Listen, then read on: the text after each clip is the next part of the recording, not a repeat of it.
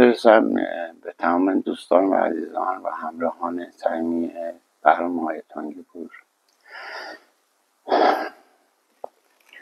امروز در مورد چیزی که میخوام صحبت بکنم که البته تصمیم دارم که چند جلسه باشه، در مورد مقام انسانی از دیدگاه شمس تبریزی صحبت بکنیم.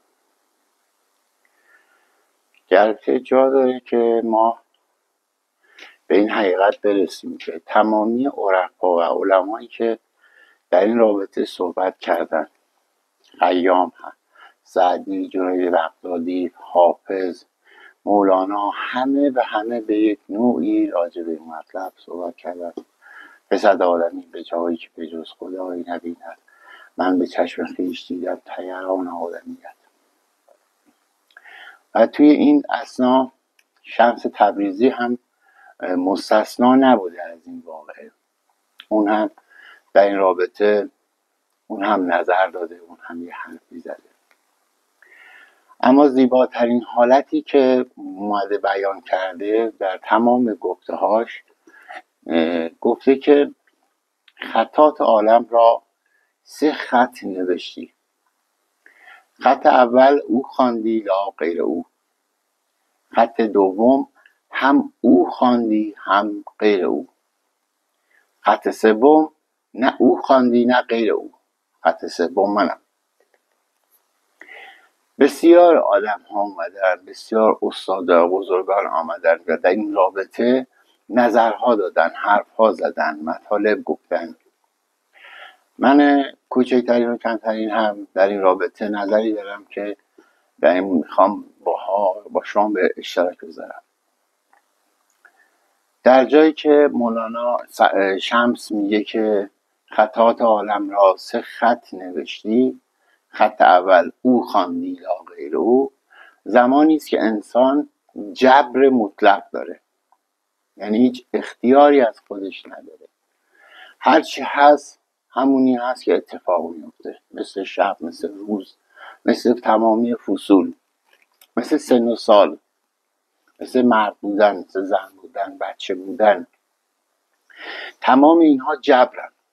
شما هیچ جوری نمیتونید در اینها تغییر ایجاد بکنید و برایشون یک شکل ایجاد بکنید. بیاید بگید نه من مرد نیستم، من زن هستم، من کوه نیستم، من دشتم. نمیشه. باید بپذیرید و این جبره. این حتما یک دلیل بسیار محکم براش هست که جبری به وجود اومده.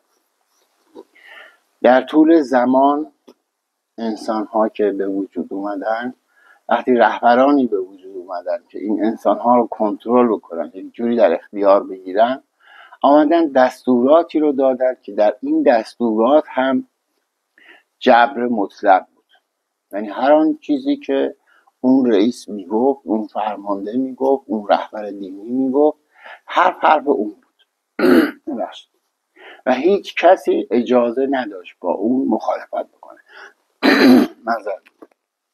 باش مخالفت بکنه. جبر مطلق بود. و چون آدمی ذاتاً جبر رو میشناخت و به او عادت کرده بود، سپرده شده بود، در واقع تسلیم شده بود به جبر، به اون دستورات هم، به اون قوانین هم سر میسپرد و تسلیم میشد. در زمانی که زمان به جلو رفت و انسان‌های مترقی‌تری آمدن، یه مقدار جهان بازتر شد، نگاه‌ها بیشتر شد، تغییر کردن آدم‌ها، قوانین تغییر کرد، آمدن به خاطر اینکه میگه نمیتونستن با جبر مطلق مردم رو هدایت کنن، رهبری کنن، سرسپرده کنن. فرعون میگه من خدام و شما همه بندگان من هست. من هر چی میگم شما همه باید اطاعت کنید. یه جایی رسید دیگه حرف فرعون رو گوش نمی‌کردن، نمیپذیرفتن حرفشون. به خاطر این اومدن قوانین رو تغییر دادن. گفتن خیلی خوب، پس یه مقدار از شما، یه مقدار مال ما. خط دوم هم او خواندی هم غیر او. جبر و اختیار شد. یه مقدارم به انسان ها اختیار دادن. در واقع اینجوری شد که شما تاریکی هست، جبره، اما اختیار دارید، میتونید توش چراغ روشن کنید. آتش رو کشف کردن و اون تاریکی رو برای خودشون روشن کردن. زمستان بود، سرما هست، ولی برای خودشون لباس درست کردن و تونستن تو اون زمستان سر کنن.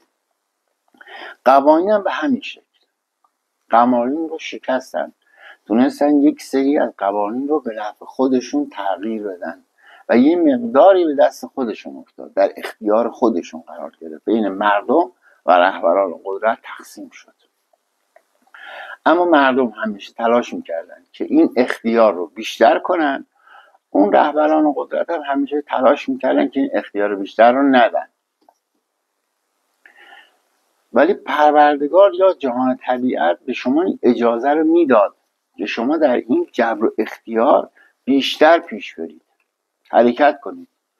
اگر برای تاریکی فقط یک چراغ یا یک آتش درست کرده بودید کافی نبود، میتونستی کار دیگه هم بکنید، میتونید برای زمستان کار دیگه هم بکنید، وسیله بسازید، وسایل گرمایشی درست بکنید، میتونستید جاده ها رو درست بکنید، میتونستید خیلی کارهای دیگه بکنید. به شما این اجازه رو میداد، اما رهبران این اجازه رو شما نمیدادن. به خاطر همین درگیری ها به وجود می اومد، یه زده‌خوردهایی میشد، انقلاب ها میشد. در یک جایگاهی رسید که گفت اینجا دیگه انسان پاش رو فرا گذاشت، از خیلی چیزها پیش رفت. گفت خط سوم نه او خواندی نه غیر او، خط سوم منم. دیگه نه جبرت بود نه اختیارت، نه بهش رو پرستش کردی به خاطر طمع، نه جهنم رو پرستش کردی به خاطر ترس، نه از این ترست نه از اون شجاعتت، نه این اطاعتت نه اون. دیگه هیچ کدومشون هیچ معنایی برات نداشتن. کار رو انجام میدادی چون خودت فکر میکردی درستترین کار همینی که باید انجام بدی. پس دیگه جبر و اختیار برای شما هیچ سرسپردگی نداشت، هیچ ضربه‌ای نداشت، هیچ سدی وجود نداشت.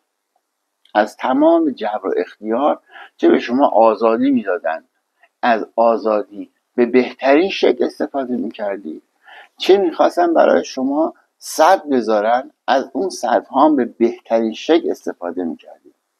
وجود شما بود که هر چیزی رو معنا میبخشید. وجود آدمی بود، وجود آدمی بود که اصلا سد به وجود اومد. وجود آدمی بود که برق اختراع شد. وجود آدمی بود که این همه اکتشافات به وجود اومد. وجود آدمی بود که دموکراسی به وجود اومد. وجود آدمی بود. یعنی همه اینها دست به دست همدیگه میدادن، هر کدومشون، چه جهان طبیعت چه جهان سیاست. هر کاری میخواستن بکنن باید برای نوع بشر میکردن. دیگه این نبود که هر کسی به نفع خودش سازکوچ بکنه.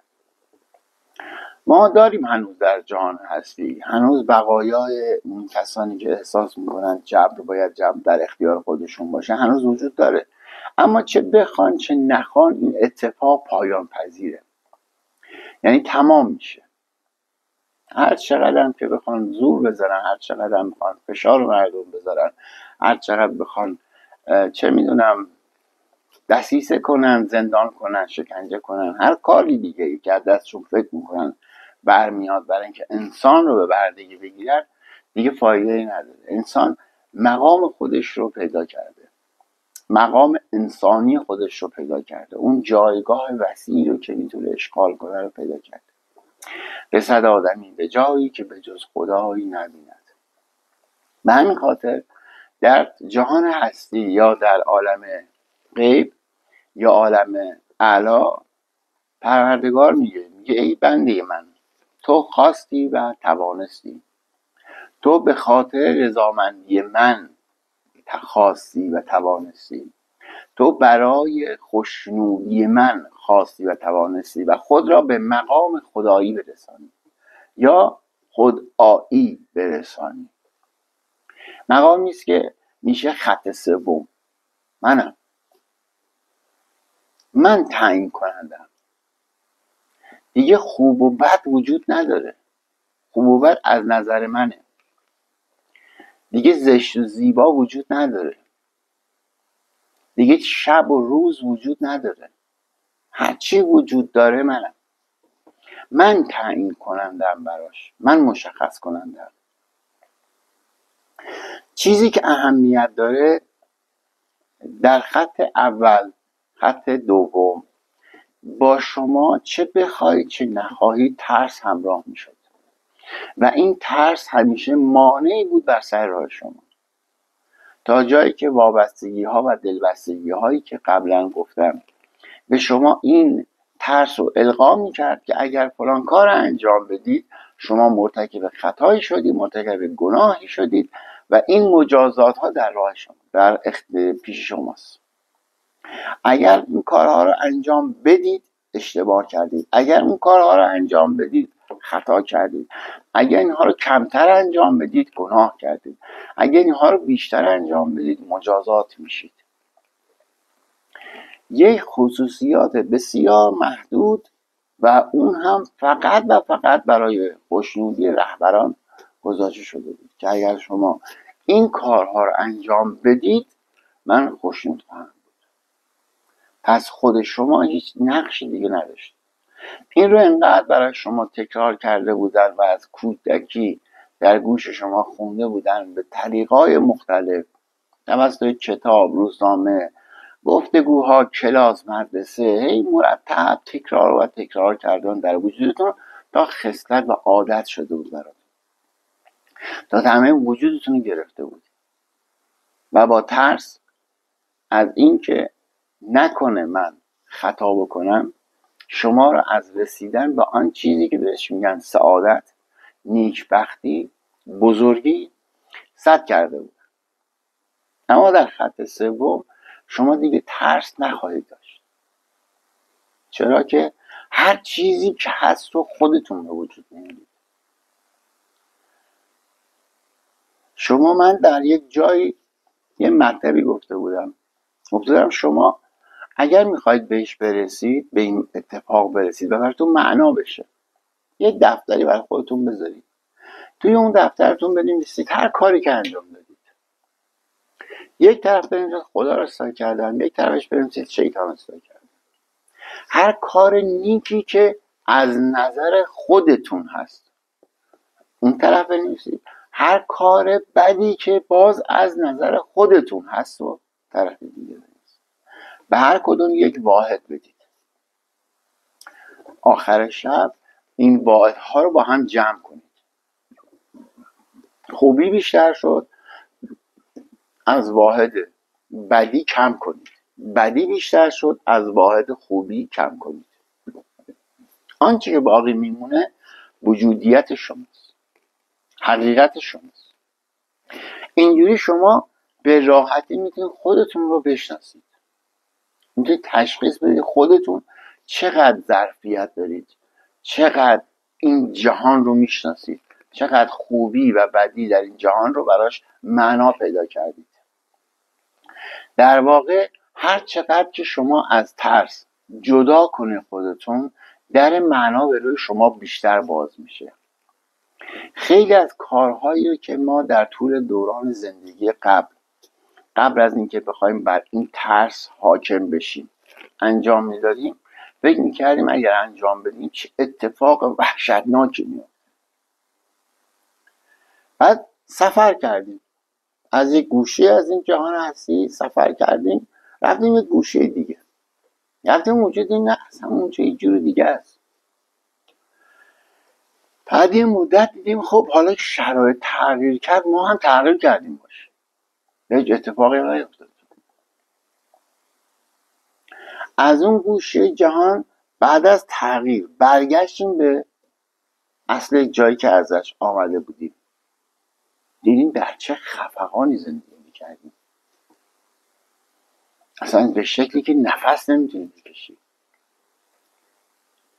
حالا شما دقت بکنید، آدم هایی رو که در این طرز زندگی میکنن خواسته هاشون رو بپرسید چه. آرزوهاشون چیه؟ آرزوشون داشتن یک لباسه، آرزوشون داشتن یک ماشین، آرزوشون داشتن خونه، آرزوشون داشتن پوله، آرزوشون داشتن اینی که برن یه مهمانی، یه دوستی داشته باشه. اصلا وسیع دیگه آرزو نمیکنن، چون این ترس بهشون اجازه نمیده که فکر کنن. برای به دست آوردن هر چیزی که امکان اولیه است، حق مسلم اولیه است، نفس کشیدنه، آزادی نفس کشیدنه، برای همه آدم ها، برای همه موجوداتی که نفس میکشن. اکسیژن حقشه، ولی میاد اکسیژن رو برای شما حرام میکنه که اگه شما در فلان محل وارد بشید و در اون زیر این سقف قرار بگیرید، اگر اینجا تعدادتون اینقدر نفر باشه، این اتفاق وحشتناک میفته. اینها رو من به لفافه میگم و شما انقدر فهیم هستید که خودتون متوجه عرایض بنده بشید. شما حق نگاه کردن رو از اون میگرفتن. شما وقتی نتونید ببینید، نمیتونید فکر کنید، شما تا نبینید اصلا چیزی نمیخواید. شما اگر یک انسان رو که از هر لحاظی سلامت کامل داشته باشه، بذارید در میان چند تا دیوانه، بذارید در میان 4 تا دیوار، بعد یک زمانی ازش بگذره بیاریش بیرون، همون شکل شده. چرا؟ برای اینکه نیاز به حرف زدن نداشته، نیاز به دیدن نداشته، چشمش کور شده، زبانش از دست داده، کلمات بلد نیست، معنای هیچی رو نمیفهمه، نه بهار و نه زمستان و نه خورشید و نه گرما رو. یکی از وقایع دیگه‌ای که برای ما این ترس به وجود میاره اینی که ما اجازه نمیدیم هیچ اتفاقی برای او بیفته. هر اتفاقی که میخواد بیفته ما بد میبینیمش. فکر بکنید که سرماخوردگی یه واکسن میزنید که سرما نخورید. میکروب سرماخوردگی وجود داره، اون وارد بدن شما میشه، اما توان شما رفته بالاتر، اون میکروب میره وارد بدن شما میشه، در یه گوشه جا خوش میکنه، شما احساس میکنید سرما نخوردید. زمان میگذره، سنتون این خوره بالاتر میره، ماهیچه‌تون ضعیفتر میشه، دیگه مبارزه نمیکنه این ماهیچه، دیگه سلول ها مبارزه نمیکنن، اصلا یادشون میره مبارزه کردن چیه. گلوبولا اصلا مبارزه نمیکنن دیگه، چون اون واکسنه براشون کار انجام میده. بعد یه روز خودتون میبینید اون ویروس سرماخوردگی که یک چیز خیلی بی‌ارزشی بوده، الان در بدن شما تبدیل شده به یه قده و شما از پا میندازه و یه مریض جدید به وجود میاره، یک ضربه جدید به وجود میاره براتون که نمیشناسینش.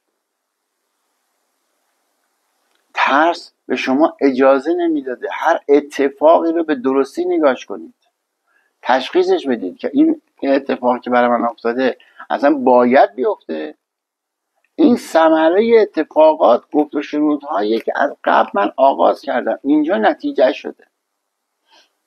شما اینو بلافاصله دور میزنید، از روش میپرید بدونی که بفهمینش، ازش رد میشید، مخفی میشید، پناه میارید به یکی دیگه، یه جور دیگه ردش بکنید. این مشکل برای شما هست، در وجود شما باقی میمونه، در جای دیگه دوباره جلوی شما رو میگیره. تا حلش نکنی، تا رشد به مغزت ندی، تا به سلول ها، به تفکرت، به اندیشت، به عشقت رشد ندی، نمیتونی تشخیص بدی. حالا خوبی ها چی هن؟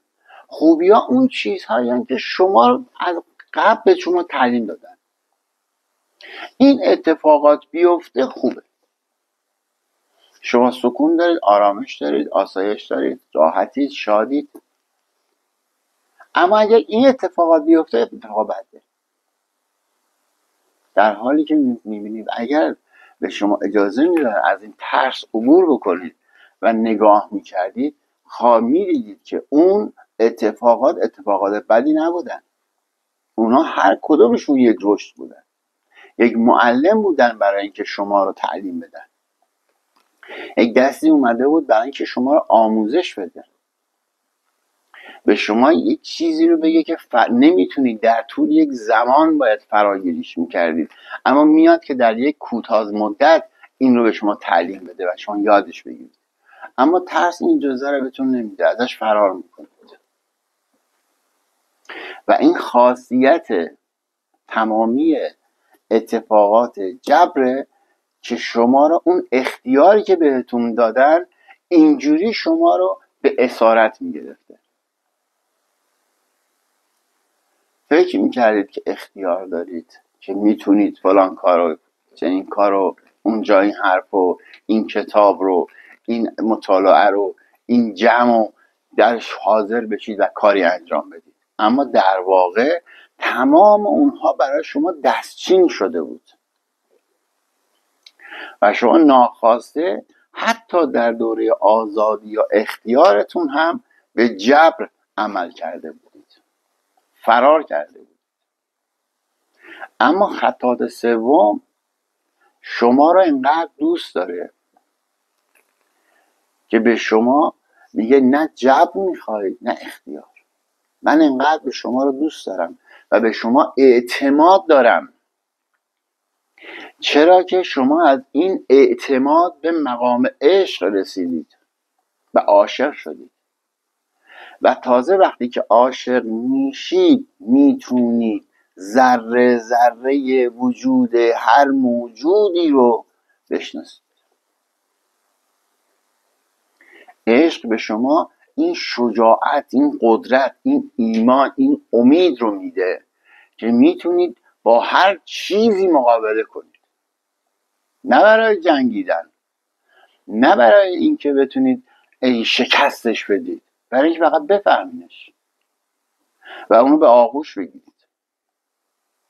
نه اینکه ازش فرار کنید، بلکه باهاش هماهنگ بشید، باهاش یکی بشید. چرا که اگر شما در این جهان جای دارید، حتما برای او هم جایی هست. اگر شما دلیلی بر موجودیتتون در اینجا دارید، حتما برای او هم دلیلی بر موجودیتش هست. تا الان این ترس به ما این اجازه رو نمیداده که با هم روبرو بشیم و گفتگو کنیم، با هم یکی بشیم. بعد میبینیم که اصلا دردی در جهان وجود نداره. همون چیزی که مسیح میگه تا من هستم بیماری وجود نداره. همون چیزی که بودا میگه من به جایی میرم که انقدر تلاش میکنم که همه چیز رو براش دلیل پیدا کنم، جواب پیدا بکنم. دیگه پیری وجود نداره، مرگ وجود نداره. همه چیز خلاصه میشه در موجودیت، در جاودانگی. چرا؟ هرگز نمیرد آنکه دلش زنده شد به عشق، ثبت است بر جلیلی عالم دوام ما. شما در این شجاعت به این اعتماد و در این اعتماد به اون عشق میرسید و در عشق به شناخت میرسید. پیدا میکنید دلیل هر اتفاقی رو پیدا میکنید.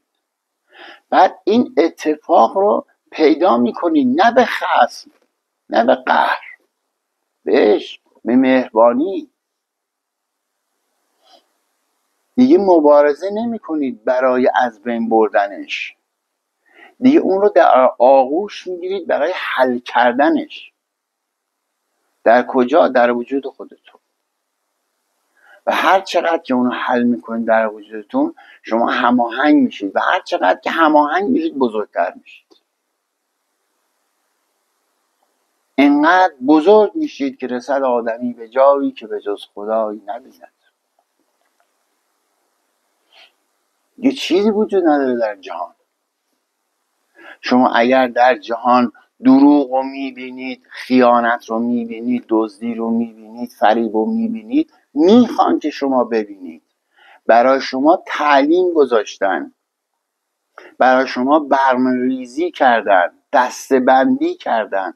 هر چند وقت یک باری برای شما یک داستان درست میکنه از فریبکاری، از دروغگویی، از خیانت، از دزدی، از چپاول، از اختلاس، از هرزگی. اینها رو در وجود شما مرتب هی میبینید، نظر میدید، میبینید، در موردش حرف میزنید، میبینید، بهش دعوتش میکنید. بعد یه روز به خودتون میاد تمام موجودیت وجودتون شده این همین. عشق کجاست؟ جایگاهی نداره. اعتماد کجاست؟ اصلا جایگاهی نداره. اگر شما با کسی دوست میشید، آشنا میشید، حتی الان باش زندگی میکنید، فرزند شماست، همسر شماست، برادر شماست، ولی بهش اعتماد ندارید. چرا؟ چون دیگه عاشقش نیستید. چرا عاشقش نیستید؟ چون دیگه بهش اعتماد ندارید. اینا لازم و منظوم هم دیگه هست. وقتی اعتماد باشه عشق به وجود میاد. اعتماد رو از شما میگیرن. چطور از شما میگیرن؟ با همین داستان هایی که براتون تعریف میکنم. آقا چطور ممکنه که یک نفر یک جایی یک کاری کرده، یک دزدی کرده، یک اختلاسی کرده، یک حجم سنگین یک پول رو برداشته برده، هیچ کس نفهمیده؟ خب نفهمیده دیگه. چطور یهو وقتی که رفت تمام شد و آب از آسیاب افتاد و یا دستش رو تکون، بعد یهو تو اخبار و گفتگو همه جا میگن و اونم رفت دیگه. برای چی میگید؟ برای اینکه روی شما تاثیر بذاره، برای اینکه شما رو بی‌اعتماد کنه. به کی بی‌اعتماد بشید؟ به بانک بی‌اعتماد بشید. مهم نیست که بی‌اعتماد بشید. شما بی‌اعتمادی رو وارد وجودتون بکنید، وارد زبانتون بکنید، وارد فکرتون بکنید. ببینینش اصلا، ببینید که وجود داره. بعد رفته رفته به خودتون نگاه بکنید. همه اینها که میاد او میره. هر چیزی جهان اینجوریه دیگه. همیشه برای یکی جا هست، یکی باید بره تا دیگری بیاد. اون چیزی که میان بعضیا حرف میزنن میگن در وجود این انسان روح بود وارد شده، یک جنی، یک موجودی وارد جسمش شده، این دروغ میگن. همیشه گفتم دروغه، فریبه. برای اینکه بعد جسم این بعد خالی بشه، جا بشه، اون بیاد بره تو. اگر موجودی میتونست اشغال بکنه و به اختیار بگیره، تا الان هممون رو به اختیار گرفته بود. بگید دلش واسه بقیه سوخته، اینقدر مهربانن. چرا نکردن؟ چون شما بسیار پرقدرتید. همه عالم قدرت شما رو میشناسن، مقام شما رو میشناسن، خود شما فقط نمیشناسید. خود شما خبر ندارید ازش. حالا من بیام بشینم اینجا از چشم سوم صحبت کنم که قطعا هم صحبت کردم، تعلیماتی هم دادم، آموزش هایی هم دادم، اما تا شما خودتون رو پیدا نکنید، نمیتونید از به دست آوردن این توانی که در اختیارتون میخواد قرار بگیره به بهترین شکل استفاده بهینه بکنید، درست انجامش بدید. شما باید بدانید از هر چیزی که میخواید به دست بیارید باید جهانی بسازید بهتر برای زندگی همه، نه خودتون تنها. جهان رو جای کنید بهتر برای همه. اگه قرار بخندیم همه بخندیم، شاد باشیم همه شاد باشیم، ثروتمندیم هممون ثروتمند باشیم، سلامتیم هممون سلامت باشیم. یعنی این رو باید در وجودمون بخواهیم. لازم نیست شما بگید آقا من میرم بیرون یه بیل میگیرم دستم، یه کلنگ دستم میگیرم، یه تریبون دستم میگیرم، یه روزنامه دستم میگیرم، شروع میکنم نوشتن، گفتن، حرف زدن که این بشه، این اتفاق بیفته. کارو بکنید بسیار عالی، ولی نکنید. حتی در درونتون اینو آرزو کنید، اینو بخواید. این رو بخواید، نه اینکه مثل این باشه که مثلا یه سفره براتون میذارن، اینجا قرمه سبزی، اینجا کباب، اینجا کوبیده است، اینجا جوجه است، اینجا فلان. حالا اینم میخوام اونم باشه. حالا این شکلی نه. خواستنی که از درونتون میجوشه. صبح با این خواسته بیدار میشید برای 10 کار نیک از خواب برمیخیزید. وظیفه هر انسان است. 10 تا کار نیک برای خودتون تصور کنید، برای خودتون یادداشت کنید، برای خودتون برنامه‌ریزی کنید. چطور دشمن برای شما برنامه‌ریزی میکنه؟ چطور اونها برای شما اتاق فکر درست میکنن؟ شما خودت برای خودت اتاق فکر درست کن. خانه که داری، فرزند داری، همسر داری، برادر داری، خواهر داری، دوست داری، اصلا خودتی. اصلا خودت که هستی. برای خودت اتاق فکر درست کن. تو اتاق فکر خودت 10 کار نیک رو قرار بده که هر روز صبح برای این خاطر این 10 کار از جاد بلند شی و خواهی دید که تمام جهان، تمام عالم دست در دست هم گذارن به مهر تا میهن خیش کنن آباد. میهن من شما کجاست؟ خانه من شما کجاست؟ همسایه من شما کجاست؟ همسایه من آن کسی است که به من محبت میکنه. خانه من آن جایی است که من درش امنیت دارم. خاک من آن جایی است که من درش آزادی دارم.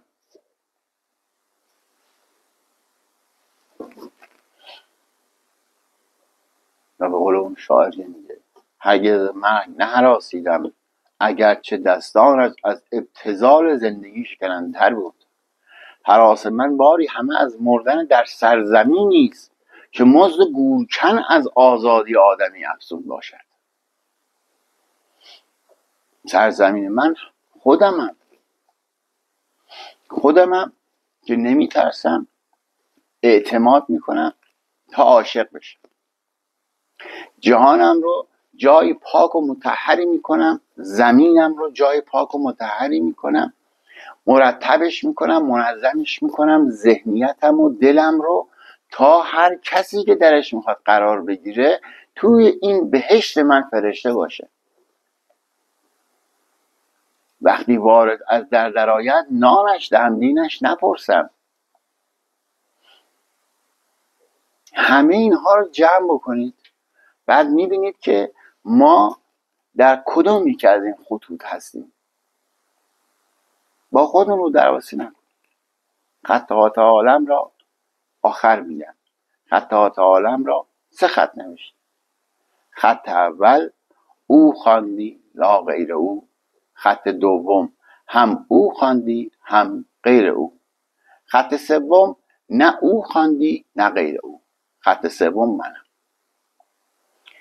بررسی کنید، مطالعه کنید، فکر کنید، اندیشه کنید. کدام یکی از شماها در کدام یکی از این خطوط قرار دارید؟ خودتون بررسی کنید، خودتون نگاه کنید. در هر کدوم از این خطوط بودید تلاش کنید، سعی کنید که از این خطوط رد بشید و به خط بعدی برسید. به آزادی، به شعور، به عشق، به اعتماد برسید و خواهید دید که جهانتون رو جای بهتری خواهید کرد. و همه اونهایی که نقشه کشیدن که ضربه بزنن به شما ناخواسته، شما نمیدونید، اصلا وارد این داستان نشدید، شما واقعا نیت بد ندارید، واقعا نمیخواد زندگیتون خراب بشه، نشستید به سر زندگیتون ولی ضربه داره پشت سر هم بهتون میخوره بدون اینکه متوجه بشید. پس خودتون رو آماده کنید، در خودتون زره درست کنید، در خودتون سنگر بسازید. سنگر شما افکار شماست، سنگر شما دل شماست، زبان شماست، کلام شماست، باور شماست. باور کنید که در اینجا عالم تنها نیستید. شمایید که همه چیز در اختیار شماست. همه این عالم آفریده شد به خاطر تو، فقط و فقط به خاطر تو، که تو این عالم خوب زندگی کنی و عالی زندگی کنی. تا الان هر رشته ای رو که فکر کردی از اون راه میتونی بگیری به دست و بری و مبارزه کنی دوباره زندگی تو درست بکنی، بیا این دفعه این کارو بکن. و مطمئن باش که به نتیجه خواهی رسید. من در اینجا حرفامو تموم میکنم. اگر مطلبی بود، حرفی بود، سوالی بود، من در خدمت شما هستم. با هم دیگه در مورد صحبت میکنیم و مطمئنا من پاسخ خواهم داد و نتیجه عالی خواهیم گرفت. روز و شب بر همه شما خوش باد. شازی مهر افزون، پاینده ایران.